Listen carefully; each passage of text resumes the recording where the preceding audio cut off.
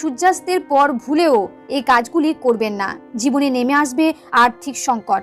বাস্তুমতে এমন অনেক কাজ রয়েছে যেগুলি সূর্য ডোবার পর একেবারেই করা উচিত নয়। সূর্যোদয় ও সূর্যাস্ত মানে দিন ও রাতের সংযোগস্থল, তাই শাস্ত্রে এই সময়টিকে অত্যন্ত গুরুত্বপূর্ণ বলে মনে করা হয়। তাই সূর্যাস্তের পরে এমন অনেক কাজ আছে যেগুলি কখনোই করবেন না। এতে আপনার পরিবারে যেমন সুখ সমৃদ্ধি থাকবে না, তেমন আর্থিক উন্নতি করতে পারবেন না। এবার জেনে নিন সূর্যাস্তের পর কোন কাজগুলি করবেন না।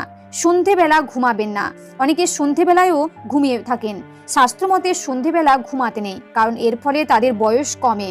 পাশাপাশি বাড়িতে নেতিবাচক শক্তির প্রসার ঘটে। আবার ধর্মীয় দৃষ্টিতে মনে করা হয় সন্ধেবেলা লক্ষ্মীর আগমন ঘটে। এ সময় পরিবারের সদস্যদের ঘুমাতে দেখলে দেবী রুষ্ট হয়ে চলে যান।